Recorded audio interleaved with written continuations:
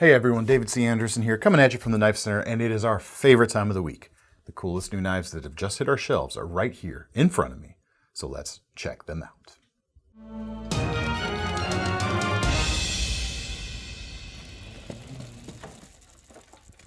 A quick housekeeping note here at the front, because our customer service here at Knife Center has been getting calls about this. Folks know that last week we had a brief interruption in our YouTube channel because the YouTube channel itself was hacked. Should be clarified, nothing on our website was compromised. The website, knifecenter.com, was not hacked. No personal details it's not even a thing. It was the YouTube channel by itself. So just so that's out there now. Again, because we've had some people calling about it and don't want there to be any confusion out there. Anyway. Not our fault. Shall we get into the knives? That's what we do. First up, you may have seen our live stream earlier this week, which is still posted. You can go watch it on the new Spyderco reveal. One of the things that was mentioned a few times in that Spyderco reveal was, well, what about the stuff from the previous reveal that hasn't shipped yet? What about those sprint runs and everything else? Good news. We have some of those here from Reveal 17. And first, because I neglected to show it last week, our exclusive Kapara. We still have some of these in stock.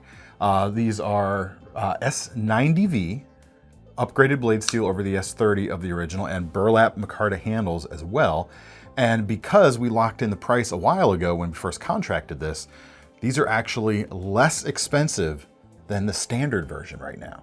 So you're getting that bump up in blade steel and handle material for just $255 compared to $264 for the other version. That's a pretty cool thing right there, quite honestly. Blade here, 3.6 inches long, full flat ground, and fairly thin. And you've got a little bit of an upward arc to the handle, giving you a little bit of clearance. Not a huge amount of knuckle clearance, but just enough for this to have some food prep capabilities to it. In fact, the designer of this knife, I believe, had a little bit of that in mind, that being Alistair Phillips. And our own Seth V can confirm as well, because he's used his Kaparas over time, doing a little bit of food prep. And now we have a new version here. Much more edge retention than the S30V, and still tough enough for a decent pocket knife like this. Just to be fair, even more than decent. And really, really nice quality burlap micarta right here. Spyderco has done a phenomenal job of making sure this material feels premium and doesn't feel like just some cheap burlap, which, there's some burlaps out there that don't always feel the best, or feel fine but don't feel high-end. This feels very, very premium. We've got a 2-position wire pocket clip, giving you almost deep carry in the pocket, and you've got Spyderco's compression lock, of course, which gives you finger-safe closing action, the ability to flick the blade out with just a flick of your wrist, or of course you can open it using the ambidextrous opening hole as well. Very, very cool knife. Don't sleep on it. Sprint run, or not technically a sprint run, but Knife Center exclusive, so quantities are currently limited to what we have on hand. Next, a couple of those sprint runs. The MicroJimbo in 15V is here, $225 for this knife. We've got the tan G10, or brown. I wonder if do you have a fancy name for it, or is it just brown? I'm gonna guess coyote. It's just brown. The blade, however, is more special than just brown. 15V, CPM 15V is the blade steel. It is a non-stainless, so keep that in mind, but its reason for being is super high edge retention. That's its thing. But they've heat treated this in such a way that it can achieve those high levels of performance while not being quite as difficult to sharpen as other stuff like Maximet that might live in a similar range. It's certainly going to be harder to sharpen than your garden variety pocket knife, but they tried to mitigate that a little bit while still giving that high performance value. Just under 2.5 inches on that blade itself, full flat ground. Obviously inspired by the original Yojimbo, which is primarily designed as a hand-to-hand fighting knife. This one feels more like just like a utility-driven pocket knife to me. The ergonomics work quite well. It's about a 3 to 3.5 finger grip for me in the standard hold right here, but there's plenty of space around the pivot and the ricasso of the blade where I can get a full 4-finger grip on this knife, or a 4-handed finger on the knife, which is what my mind almost wanted to say there for just a second. But that doesn't make sense. Fit right in. Full grip on the knife, and that aggressive Wharncliffe shape means this is going to feel great pushing through heavier cuts if need be. It's thick enough there to give it a decent amount of strength as well during those types of cuts. And then it's kind of the shape of a box cutter blade. This is going to be just a great utility knife replacement if you're tired of throwing away blades all the time, or if you just want something that the edge is going to last a fair bit longer. This will do that. Wire pocket clip as well, reversible for left or right carry. Right hand facing compression lock though, offering you that finger safe closing and flickability. And it does reverse flick. I promise you it reverse flicks. Why am I having so much trouble with this, Thomas? The camera adds 10 fingers. It adds 10 hands to your fingers. Something like that. It's in stock right now. Check it out. The other one that folks have really been looking forward to, the Sage 6. The Sage series from Spyderco is designed, each number in the series, 1, 2, 3, 4, 5, and now 6. They're all the same shape, but the numbers come with different, or denote different locking mechanisms. And the Sage 6 is featuring the button actuated compression lock. So you don't have the same kind of cutout in the back of the handle for actuating the lock. The actual interface between the lock and the blade is the same, but you use this button to push the lock out of the way, which makes it a little more usable for left-handers, I would say, than a standard compression lock or a non-left facing compression lock, in addition to your right-handed use. This sprint run version features peel ply carbon fiber handles, which give you a really good amount of texture without being finger shreddy. Keeps it in your hands quite nicely. And S90V for the blade steel, again, giving you really great edge retention. Not as much as 15V, even though it's got way more Vs, 90 versus, anyway. But still really high edge retention, of course. $300 is the price on this knife right now. Reversible pocket clip, left or right. The button actuated compression lock as well. There's a few more interesting details going on with this knife as well. There's actually a second detent in addition to the standard one here on the front side of the handle into the tang of the blade, which means by pressing that button, the blade is not automatically just going to drop free, which might happen on another button lock. Let's see if it does it on this CIVIVI. Yeah, see, if I push the button, that blade drops out. Not so on the Sage 6 because of that extra detent.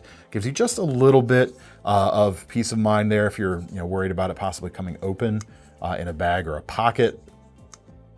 Requires a little bit more of a pull, as you can see, and yet you can still press the button and flick it out, no problem, which is nice.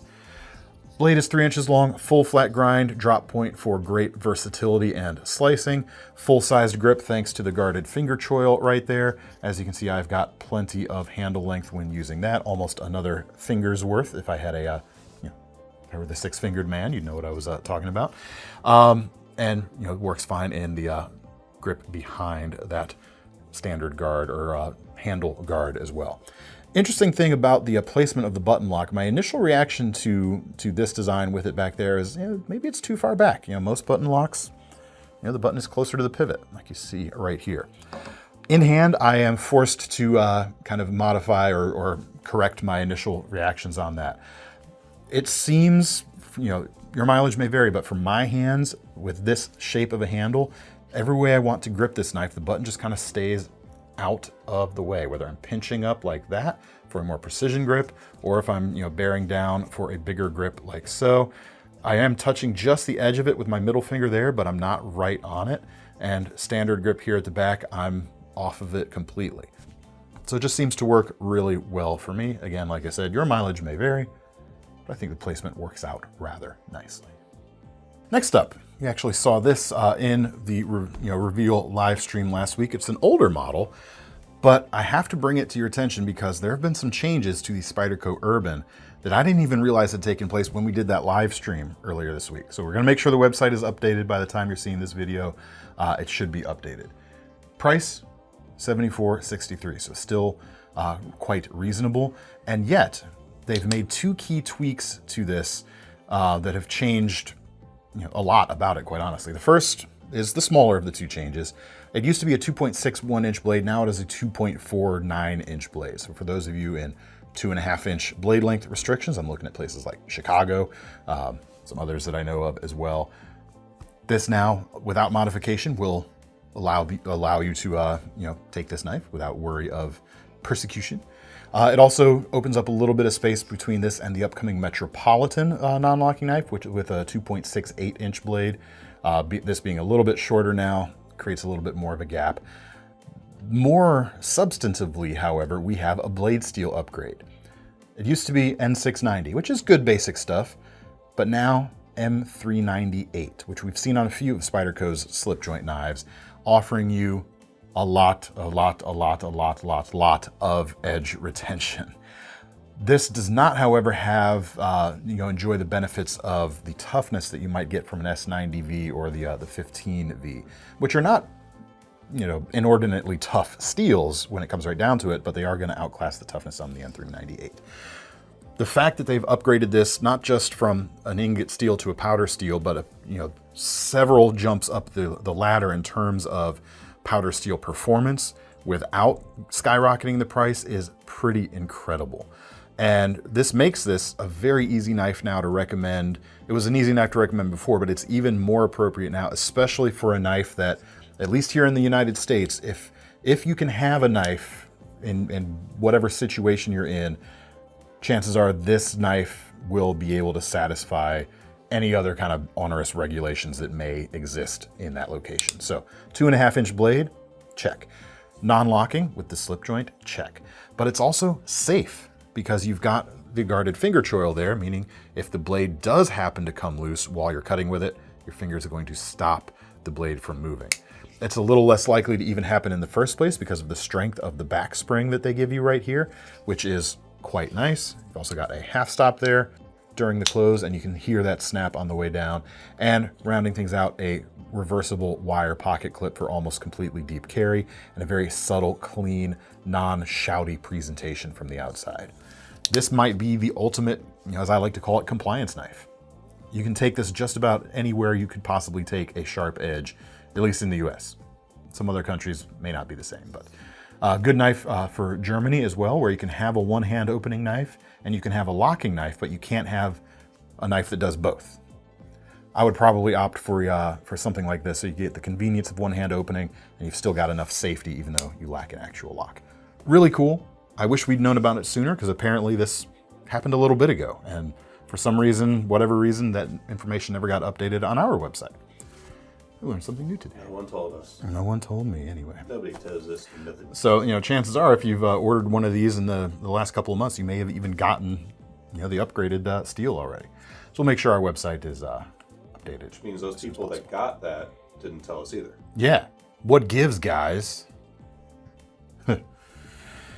One more Spyderco. The Dragonfly 2 in Spy 27 blade steel with the cobalt blue FRN handles with the bidirectional texturing. A lot of bidirectionally textured Spy 27 models were revealed in Reveal 18. This was revealed a little earlier, and it is now available. $94 and some change. 2.3 inches on the blade, nice and thin with a full flat grind. Spy 27 in real world uses, I'd put it somewhere similar to somewhere between S30V and S45VN in terms of its edge retention and toughness, but it does sharpen really easily. That has been kind of a lot of the feedback we've received on this knife, especially, it responds especially well to stropping to keep it sharp, which is quite a nice thing and gives it a little bit of differentiation from those that S30 family of steels. It's obviously a smaller knife and appears even smaller in that closed position if you take the pocket clip, or leave it on for that matter. It makes a great fifth pocket knife for those of you who like to carry a knife thusly, and yet it still opens up and you get a fairly full feel in the hand. It's kind of a prescriptive grip thanks to the downward cant as I'm holding it counted upward, of the handle, or the aggressive curve of the handle, I should say. So it's less versatile in the types of grips you can hold it on. You know, you're not really, it's not ever really felt comfortable to me in a ham-fisted gorilla grip like so, but you can still get a decent amount of power. It's just going to be canted forward and down, which does present the edge quite aggressively in those types of cuts. So that's always cool too. Check it out. Lock back for safety, the boy dent in the back to make it easy to find, as well as help prevent accidental disengagement. Nice, easy opening. A Spyderco classic. Next up, from Viper, we have the Alfa. Several variations of this. This is the big red cinnamon flavored with G10. Price on this, well, price on these start at about $150. Micarta is also an option. The geometric pattern on here adds a little bit of cost. So this one is like $159. But there's a few G10s, a couple Micartas, a carbon fiber, and a titanium for about $185. Beyond handle materials, what we're dealing with is a Magna Cut blade, just under 3 inches long, with a, what would you call it? You know what I'm calling it. The website says modified Wharncliffe. I can talk to the website people.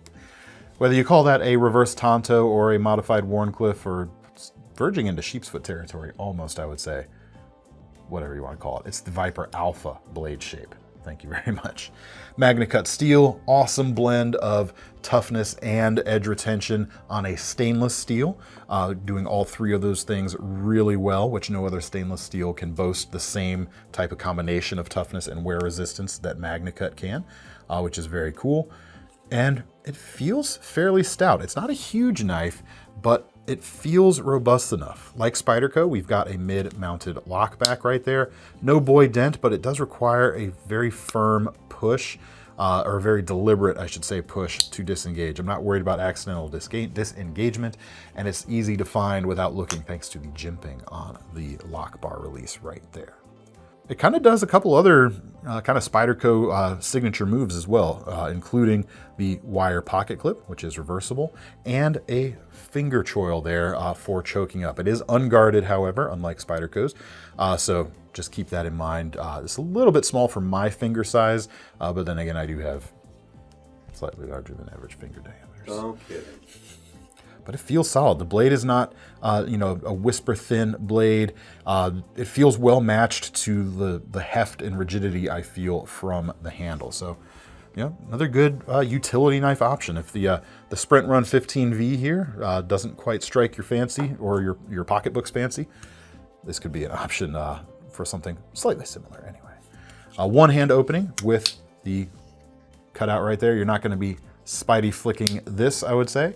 Chamfered spine as opposed to crown, but it does give you some nice comfort there when you are cutting. High flat grind on this as well. Next up, new drops from We and CIVIVI landed today, or fell. Yeah, landed. Drop, land. We'll start with the CIVIVIs, they being the budget sister brand to We Knife Company.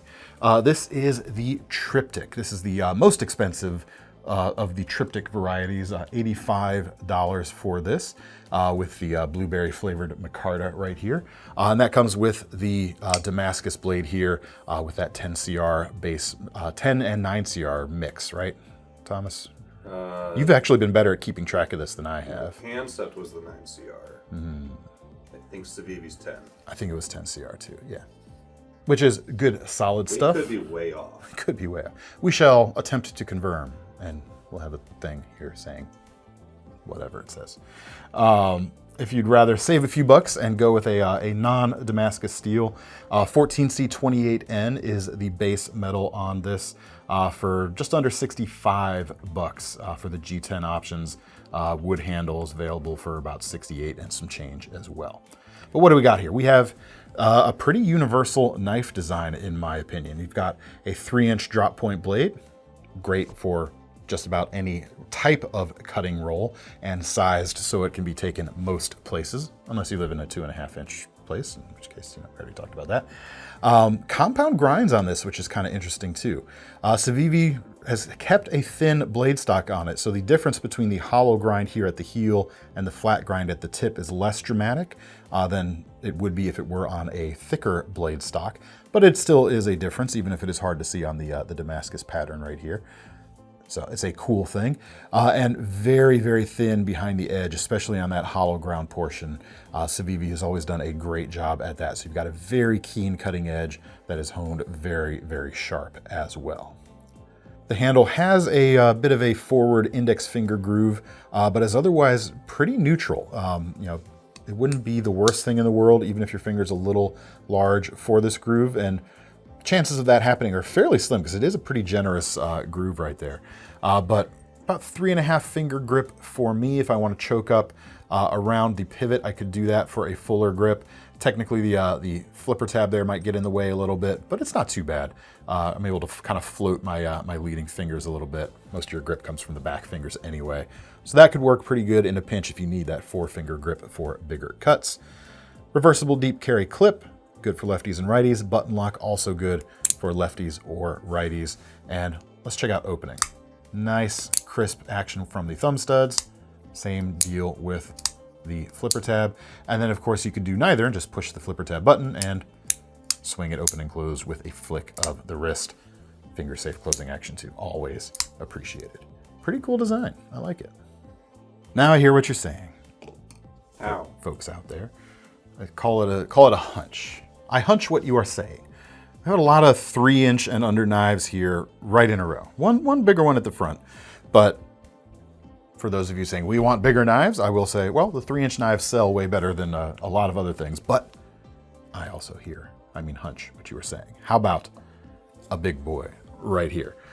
Continuing his collaboration with CIVIVI Knives, we have Snex Tan with his latest, the Buster FG. Big boy, 4.2 inches on this blade. Big, massive sheep's foot shape to get all your big cutting jobs done. Nitro V steel holds an edge pretty well and is very, very tough, which is a nice thing indeed. Bigger handle, two-tone here. We've got stainless steel liners and G10 overlays. This particular one kind of echoes back to some early CIVIVI releases where they kind of leaned into the colored liners for a while. Blue and gold were commonly used with the first CIVIVI releases. But this feels a little more intentionally done here. The black and gold always has a nice pop to it, of course. You get some nice details as a result, and I'd say they're mostly aesthetic details. I'm not really feeling this in any way where these, you know, the placement of these cutouts would give you extra grip. They just are there to look nice, I would say. So I will. Deep carry pocket clip mounted on the side. So it is reversible for left or right carry. And the super lock designed by Snex in the first place is also lefty or righty friendly. And as you can see, it's got a great feeling swing to the close. Wrist flick, open or close, thumb studs if you want. Actually feels a little bit, it works easily, but it also feels, my hand feels a little bit unnatural in the position it needs to use the thumb studs there. It's a good thing the super lock action opening and closing feels so good. I probably would never use the thumb studs on this knife. That's me personally anyway. Tons of reach, tons of handle length there, ambidextrous, finger safe closing, a lot of the things I like in knives generally here on a large knife for, you know, just under $98 right now. And it should be said, other flavors are available. Now, as for the Wii knife releases, we have, first of all, the Kyklos. This one right here coming in at just under $302. Why they didn't make it $299.99, I couldn't tell you, but they didn't. Actually, a couple of them are less. The entry price on this is $289. So there you go. Titanium handles all around. This one gets a little bit of extra processing, I guess, because of the two-tone finish here. We've got black stone washed, and then they've come in and sanded the flats to give you that horizontal grain, which looks so, so nice. And they've done the same thing to the blade as well, which is 3.8 inches long, kind of a trailing harpoon point. Is that technically trailing? Nope, hang on. Let me be a nerd and do this thing real quick. It is not a trailing point. It is, however, a clip point. upswept clip point. Anyway, with that harpoon tip. It's a cool looking blade. M390, of course, going to give you very good edge retention. Plenty to hold on to there in the hand. Frame lock for security. Very clean overall, I would say. Maybe clean's not the best word, but it's very subtle in its branding, I will say. That's what we'll go with. No logo on the blade, not even a logo on the pivot collar like they've done in the past. It is simply here on the end of the pocket clip. And if you don't know that's the We Knife Company logo, it's just gonna look like a decorative element. So for those of you who like more subtle branding on your knives, it doesn't get much more subtle than this. The knife is not terribly subtle, but at least the branding is anyway. There's the closed profile. It's rather pleasing, actually. I like the tip of the harpoon point here, the way it kind of mirrors or echoes the upswept part of the chamfer here. Gives you those 2 points to kind of draw the eye. That's really nice. Let's check out the action. Yep, it's good. Not surprising. Yeah, nice and crisp, as we all know We does very well. Hidden lanyard point here at the back as well, if you're into that sort of thing. Next up, we have the capital B, lowercase r, the numbers 1 and 5. The Briss, the Burr 15, the BRR 15. Maybe I should look these up first. The designer is Rafał Brzezinski, which I also don't know if I'm pronouncing that name correctly, so I apologize if I'm not. Man, why name it that? I don't know. Here it is, however. Starting price on these is about, let me just make sure I've got the lowest priced one here, $276 and some change, of which this particular one is one of those. There's some that are a little more expensive that have a little bit more hand finishing and fine detailing involved. The green dark matter fat, or sorry, the jungle wear fat carbon especially, I think is going to look pretty good. But this version right here, we have got the copper foil carbon inlays front and back. Lockup is from the bolster covered frame lock right here with a pretty cool cutout going on. And you've got the typical frame lock security. Good action as well. Detent is not as crisp maybe as some, but it's crisp enough, as you can see. Still gets a nice flick. 3 1/4 inch on the blade, straight up Wharncliffe profile. Pretty classic Wharncliffe profile actually. Edge is completely straight. Nice tapering tip there, giving you a very acute tip. A little bit of a swedge there to make it even more piercing friendly. Single position milled pocket clip as well. You've got plenty to hold on there if you need a full grip, and yet it feels very manipulatable for those precision tip cutting tasks, as well as anything using the heel of that blade for more straight cuts. And it feels very premium as well. If your budget isn't quite up to that level, however, the latest Finch Knife Company release might be of interest to you. This is the Widowmaker, priced at about $149 right now. Blade is a little bit smaller, 2.9 inches, but it is, again, a classic Wharncliffe shape. Fully straight, nice tapering towards the tip.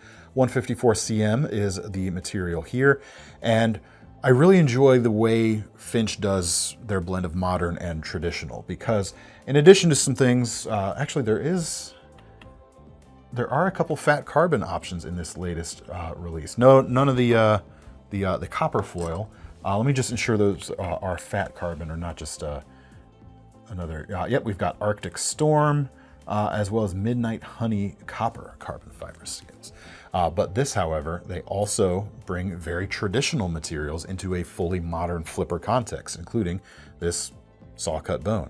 I actually don't think this is, it doesn't look authentically saw cut. It looks like it's been scored to mimic a saw cut look. I don't care. It's saw cut bone in this case. And I've always loved red bone as well, so I was particularly drawn to this one. Bolster covered stainless steel frame lock here, or inlay covered, it's bolster revealed. Anyway, stainless steel frame lock, horizontal grain finish, which carries through onto the blade. I'm glad they're still doing that finish. Milled pocket clip here at the back. I also like the way they handle their flipper tabs here at the back. They're very minimalist, but still very effective, as you can see and probably hear from that action. A little bit of sway back to the handle, but not super aggressive, which means it doesn't feel too uncomfortable in a forward grip, whereas some sway backs, they're kind of designed to be held in a reverse grip like so. And this feels good there too, but sometimes that can get in the way or come at the expense of the forward grip. I'm happy to report that the forward grip on this knife still feels quite nice. Next up, we have a new version of the Frenzy from Cold Steel. This is the 3.5-inch bladed version with almost looks like a traditional Wharncliffe, but there is just a hint of recurve to the edge itself here. So this is technically a hawkbill blade, although just barely, even though the website does say Wharncliffe at this point. But if you draw a line from this point to this point, you will see just that little bit of arc. And whereas traditional Wharncliffe shapes might be designed for just utility and use, Cold Steel kind of intends this to be more of an offensive thing. They do tactical knives like no other company. Like they have a Cold Steel way of doing tactical, and this leans into that. The slight bit of recurve there will aid a little bit, especially on the pull cuts, and you've still got great penetration with the thin blade the thin tip on this blade, which is made of 3V steel in this case, which gives you a lot of toughness, especially right there at the tip. If you're worried about snapping things off, tougher steels are going to help with that a bit. So you've got that here as well.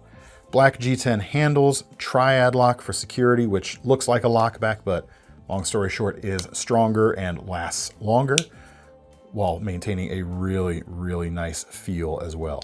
Reversible deep carry pocket clip to keep it nice and tucked away. Price on this one is going to be about $160.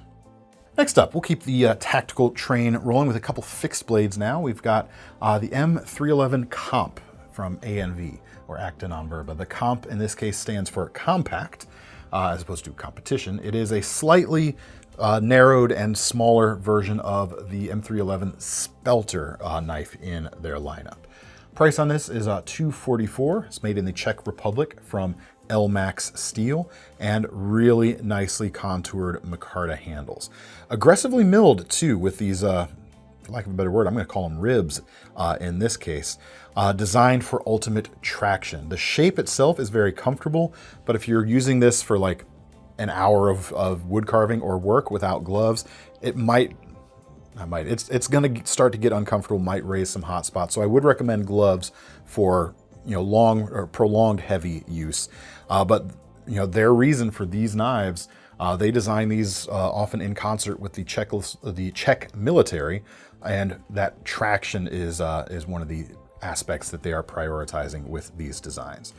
So keep that in mind, but as I said, the shape itself is very nicely done and feels good under the digits. It feels good under the hand. I almost ended that sounding real, with real import. And yet, it's never gonna happen. It's never gonna happen. Blade is 4.5 inches, if I didn't mention that already.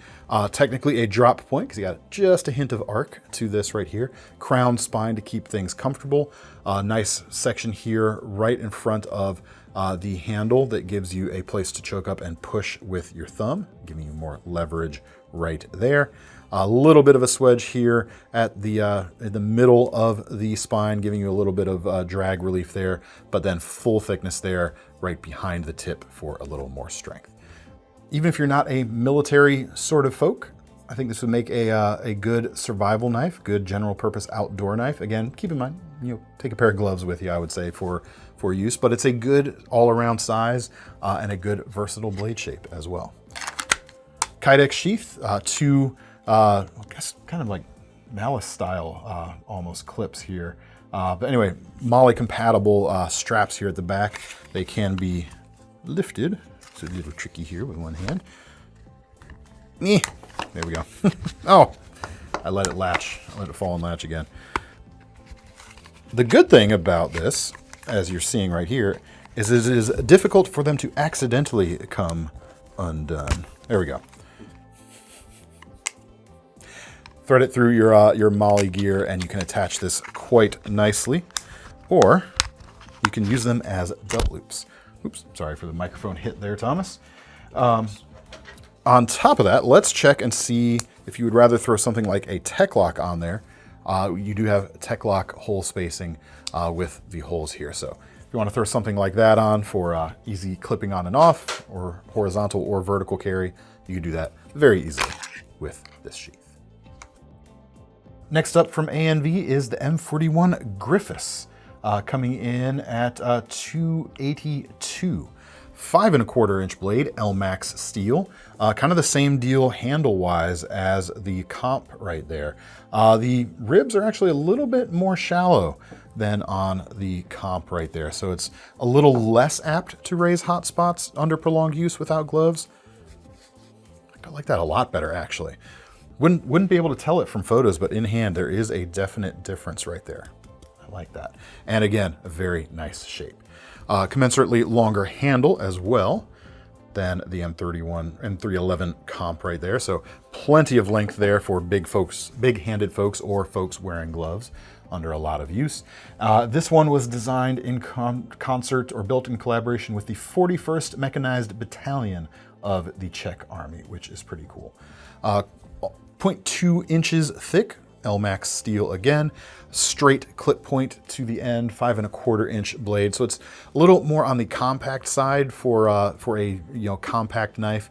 If you think of like the classic K-bar with its 7-inch blade as like the archetype, a little bit shorter, a little bit more compact. If they're a mechanized unit, or a mechanized battalion, I wonder if that means tanks or armored vehicles. If it's so, the tighter confines of said environment might explain the slightly shorter dimensions of this knife. But feels really good, and like the M311, it's just a good all-around knife, not just a combat knife. And like the M311, it's got the same type of sheath, just bigger. MOLLE compatible strapping here on the back, tech lock hole spacing if you want to mix things up a little bit. Next up, we have new versions of their M06. This is the M06 MIM, or metal injection molded version of this knife. They originally came out in a premium steel that was made more conventionally. There's also a synthetic version of this, which is not made with metal. And now you have this kind of metal injection molded version bridging the gap between the two. Two colors, black and caramel, or what do we say, olive Cerakote on the website. I suppose that's vaguely olive-ish. Yeah, that's olive enough. Now you got me thinking about olives in caramel. Olives in caramel, I don't know how that would go. Poorly. Probably. You know, I've never gotten into olives. Yeah, I've smelled them though. I just don't want any part of that world. I like good food. I should like olives, but for some reason, yeah. I like capers. Should we talk about the knife some more? Or knife channel. Probably. M2 is the steel used here, which is a very tough tool steel, and it is designed for, durability over all else. This is not something you're going to be necessarily using as a utility knife all the time. This is going to be either a neck knife or a pocket fixed blade designed to be used in last-ditch scenarios, most likely. Actually, ulti clips and such, other stuff that you could carry this inside the waistband, that would also work really nicely with this knife. The claim to fame with this design, though, over other push daggers out there, are the dual control arms, basically. Got a big section here for your middle finger, and it is plenty big. So, bulky fingers, bulky gloved fingers especially, no problems. And the two arms there, one, distribute the force back into your fist a little more evenly. It also makes it less likely for this thing to twist and, either off target or out of your hand in use as well. At least that's what they claim. And having not verified it myself, because I don't have anyone or anything to hit with this, I'm gonna trust them on this one. There you go. Check it out. Olive or burnt caramel is the black version, we'll call it that. Toasted marshmallow. Toasted marshmallow, there you go. Is that now what, yeah, that's still kind of brown. We'll come up with a black licorice flavor. Licorice and olives together in one bite. I'd rather just have liquor. There you go. Let's check a look at a ProTech here real quick. New version of the Runt 5 here. which is just really cool. Look at this thing, man. $450 for this. You got that sub 2-inch Magna Cut blade with the reverse tanto blade shape right here. Stainless steel handles with a really cool pattern going on since 1999, engraved there. That is, of course, when ProTech got their start. This is the Nexus pattern, and you've got a black lip pearl button for the firing action. Does it still sound like a ProTech, though, is what I want to know. Oh, yeah. Yeah. There's very few knives where just from the opening action you can tell what they are, or at least that I can tell what they are. I can always tell a ProTech. They just sound inimitable. Chevrons here at the space where your thumb would naturally rest, giving you a little bit of traction. Deep carry pocket clip for right side, deep carry, tip up carry, and a lanyard point here at the back. A little bit of heft to this one because it has the stainless steel handles as opposed to aluminum, but look at it. Look at it some more. Just a little more. Okay, we're done. Love that knife. That's awesome. Last but not least, we got a few Vosteeds to take a look at. New variants of some very popular models from them. So you may have seen the models before, but some new variants to show at least. The Marten. Awesome, awesome knife. And I wish we had these on hand when we were doing the best of the year videos at the end of last year. I think I mentioned them but in some of those, but we didn't have one to show because these are just really, really nicely done, both from a design standpoint and construction. 99 bucks. We got a 3-inch blade, drop point, 154 cm. This one is a black stone washed finish, which contrasts really nicely with the orange aluminum. We've got the fluting here, less rib-like, more flute-like for texture. Feels comfy in the hands. 3.5 fingers of grip behind the, or in the standard handhold, unguarded finger choil at the front if you want to choke up for more precision work. I wouldn't want to choke up there for a heavier grip because, you know, I would be touching the edge, but yeah, I can still get a 4-finger grip on that, just kind of bridging the pivot like I like to do. Really nice. Reversible deep carry pocket clip as well, and of course, the reason everyone is going crazy for Vosteed's stuff lately, or one of the reasons, in addition to them just doing a very good job, the button actuated compression style top liner lock. What do they call it anyway? I think they called it top liner. Top liner lock. They probably do. But it operates under the same principles as Spyderco's compression lock. They just can't call it that because Spyderco still owns the name, even though the patent is now freely available. It feels good. You've got that finger safe closing action. It behaves more like a button lock in the way you use it. In fact, same thing going on there. So you can use the thumb studs if you want, or push the button, flick in and out. Overall, just really, really nicely done. Yeah, it's not a cheap knife at $99, but I think the value here is still worth it because, like I said, they're doing a really, really job. Clean construction, nicely considered designs, and cool locks for the money too. Next up, we have a new version of the Vallhund from Ray Laconico and Vosteed Knives. The more and more stuff, like I've always liked Ray Laconico's stuff, but the more stuff I see from him, the more and more I'm enjoying his design language. Just really, really nice. $179 for this. We got a 3.02 inch blade with copper dune finish, S35 VN steel, contoured titanium for the handles, black stonewashed finish on this one. It's a good compact frame locking knife.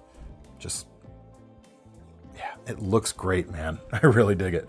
Straight clip point there, rise to the grind line. So you've got something akin to the Hinderer slicer grind, where it's a little more stout at the back and a little more slicey at the front, meaning it's good for pushing heavier cuts back here. And when you're using the tip for more slicey, elegant stuff, you've got more efficiency, which is nice. Lockup is good. We've got thumb stud or front flipper deployment. Nice snap. Let me try the front flipper. Hey, didn't work half bad for me, which is cool. Milled pocket clip screwed in from the inside, so nice and clean there.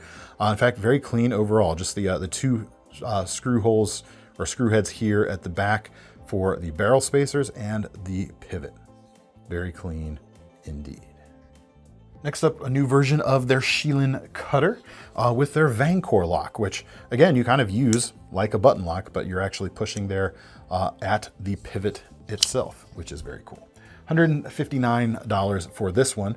Carbon fiber with blue accents and an L-Max blade, offering you really nice performance on that leaf-shaped blade profile with a crowned spine for even extra niceness overall.